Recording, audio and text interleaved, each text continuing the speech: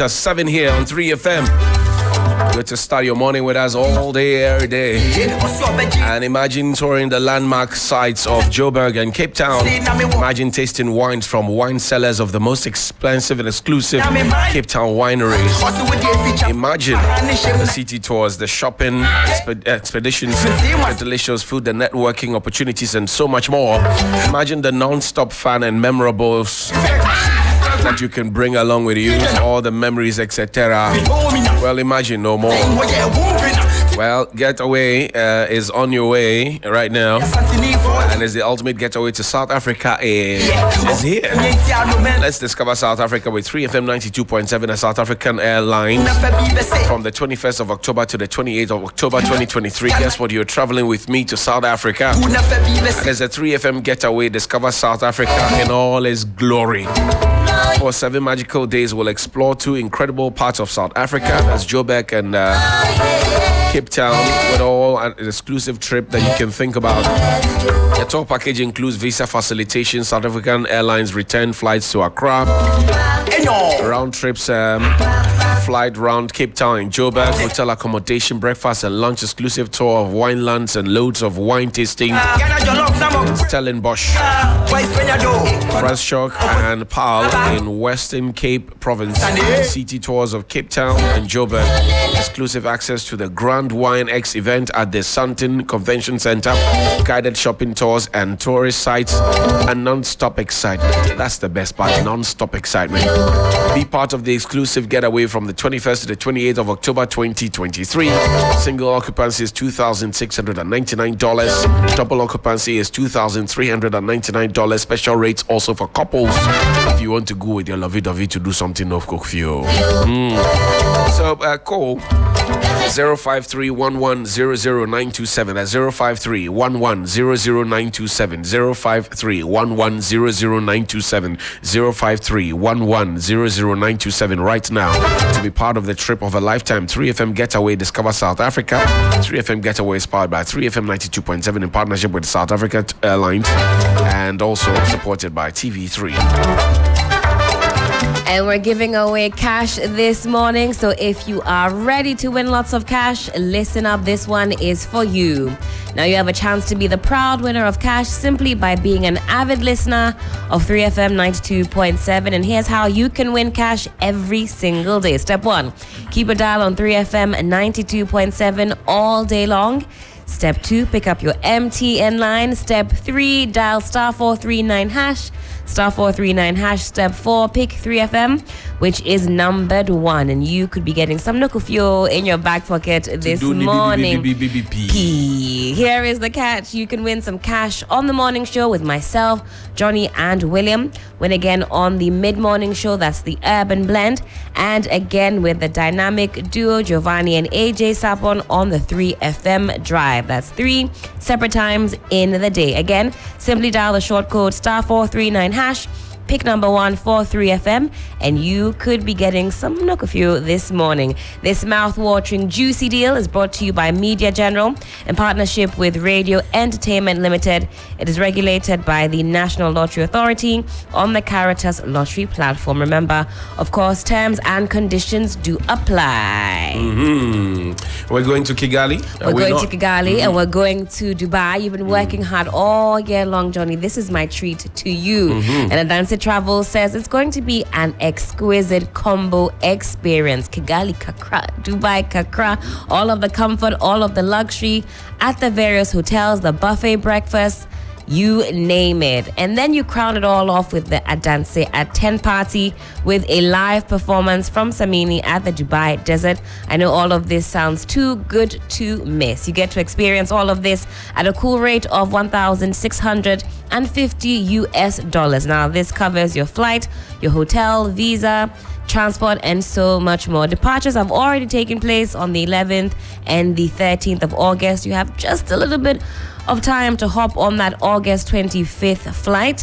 So book your slot, visit adancetravels.com or call on 0556 310 404 or on 0552 648 267. Adance at 10. It is a vibe. Book now to feel the beauty of life with Adance. And in studio in flesh and blood.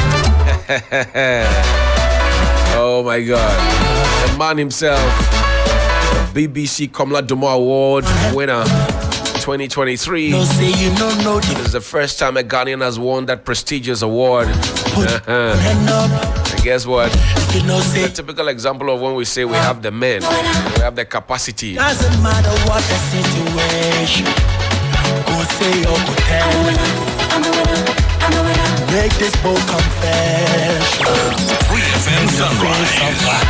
And we'll unveil a personality. He will never leave. But before that, let's tease you with the grand entry, shall we? I don't know. On your marks, get set, here we go. The word I say, everything I touch, I trust the winner.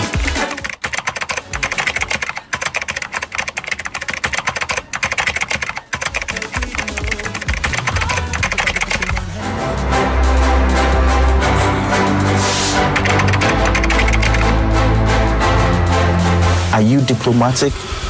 Don't you have the balls to say to government as it is?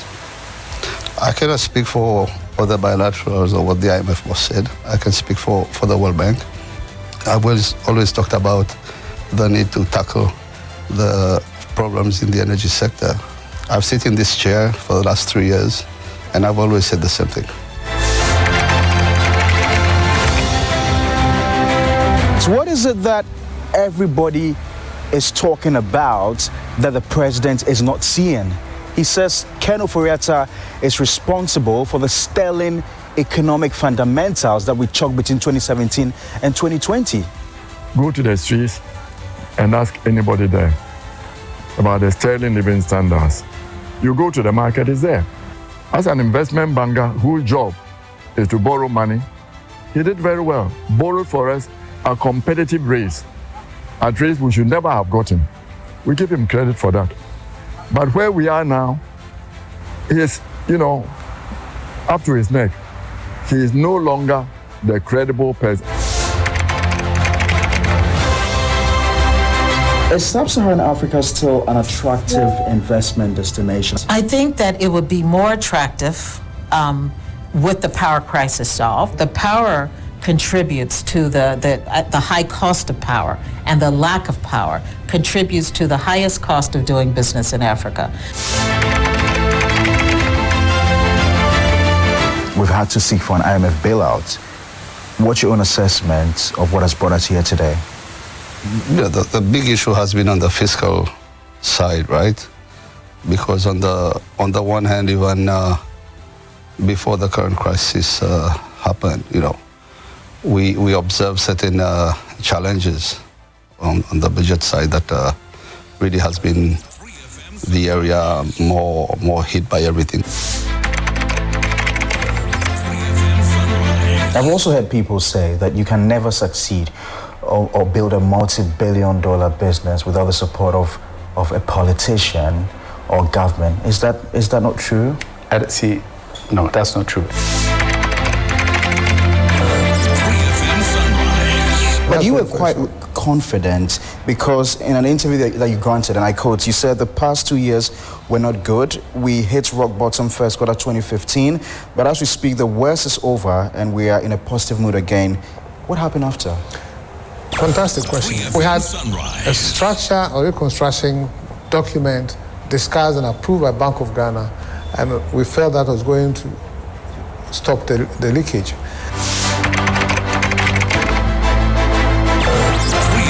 If Ken is sacked, what will be the ramifications? It's good for the economy. You see that things will start stabilizing.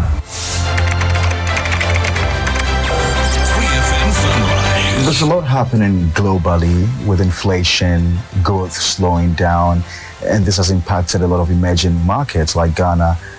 What's your own assessment of what's happening in this part of the world? We should note that it's not only affected emerging markets, it's really affected even the advanced economy. Not necessarily incompetent, it just has been unlucky.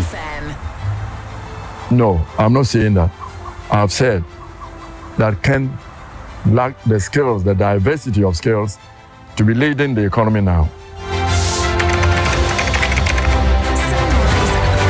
It was not because Frank Odi was politically connected or had so much influence and so couldn't be touched? I have no foot in any party. I hold no party card.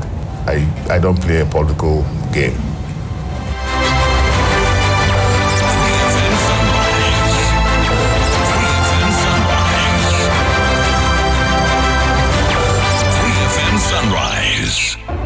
Sunrise on 3FM.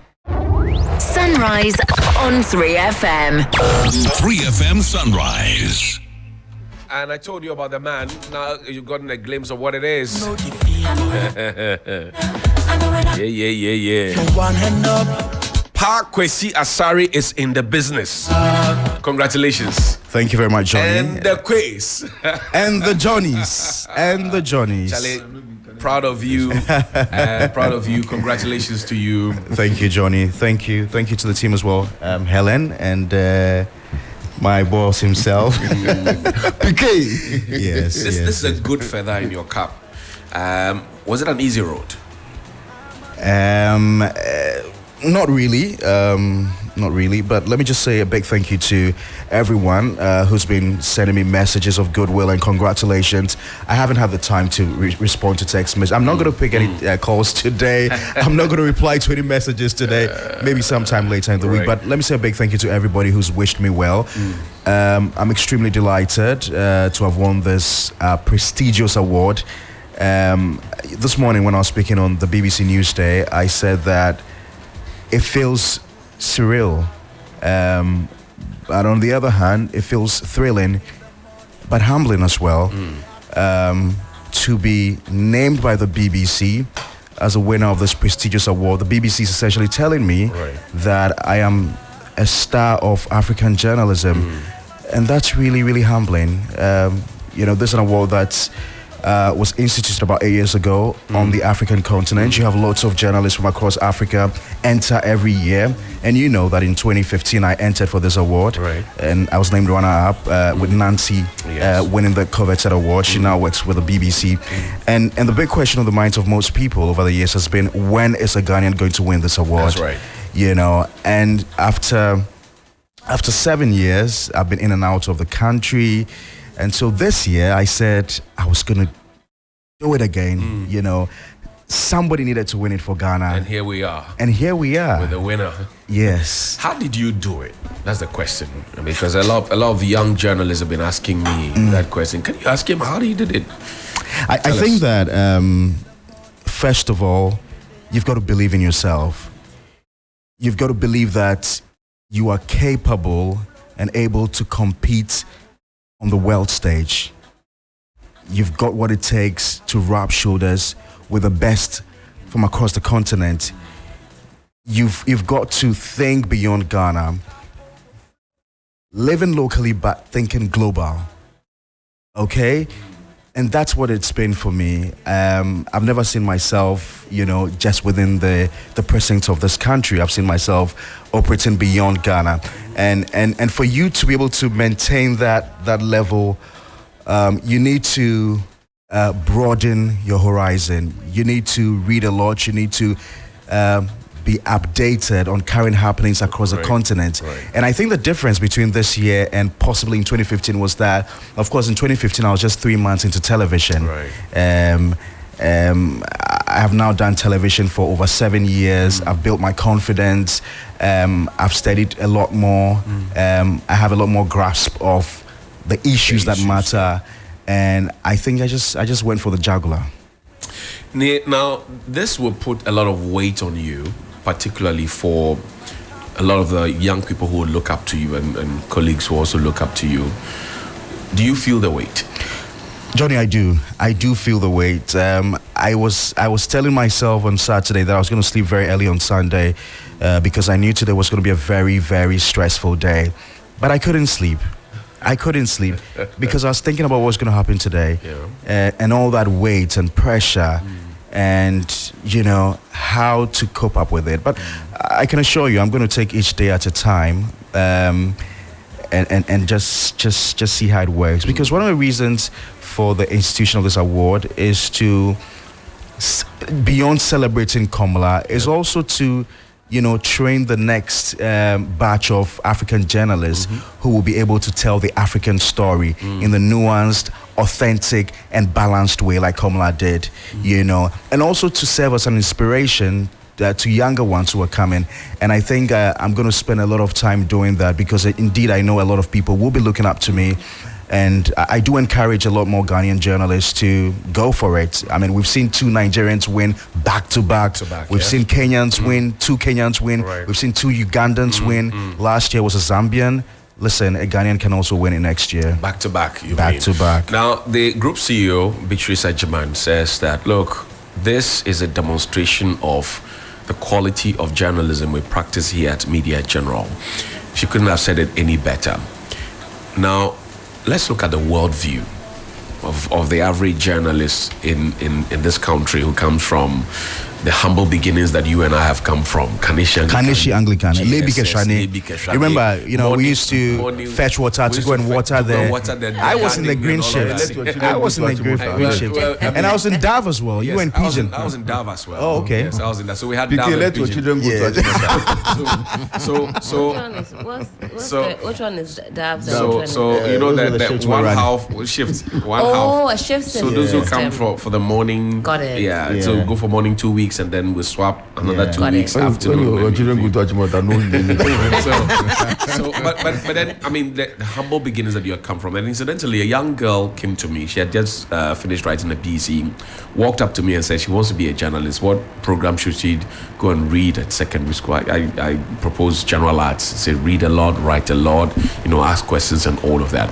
For that young person, what would you say to them? Because most people now see Pakwesi Asare, BBC, journalist of the year and all of that, but they don't know the humble beginnings from that you've come through, and they may be thinking, can I also do it? What do you say to them in closing? I think it's possible, and there's one thing William has been saying a lot of times. I think even last week we had a long conversation, William, myself, and Michael, and he kept hammering on the fact that we need to broaden our thinking. We need to read widely. We need to know what's happening in the continent and beyond the continent. There's a Niger crisis, Mali, Burkina Faso. You can't be a global journalist and not know what's happening outside Ghana. You can't limit yourself to Ghana. You've got to be updated on happenings across the world. And I think that's what the BBC is looking for. People who are multifaceted, people who are willing to go the extra mile, because if everybody's doing the same thing, what distinguishes you from the rest? That's right. Yeah. Finally, what would Pakwesi Asare, the journalist, wanted to be noted for? I think professionalism. So, in the last few years, there's been a lot of talk about journalism veering towards opinion journalism. Right. Journalists expressing their opinions on a lot of issues. I mean, nobody said journalists should be neutral. Nobody said so. Right. Okay, because we all vote, we all have our preferences. Right. What is expected of journalists is to be factual, to present the facts, and to be balanced. Yeah. Those are what journalists are supposed to be. You've got to be factual, you've got to be balanced, and allow the public to make their own determination based on the facts that you presented to them. That's right. And so if there's anything I'll leave for journalists, I think that they should aspire towards professionalism, because that is what will distinguish them from the rest. Pakwesi Asare, Komla Dumor Awardee, BBC for 2023. Congratulations to you. Thank you, Johnny. And the quiz. And the Johnnies. And the Johnnies. Charlie, this feels good.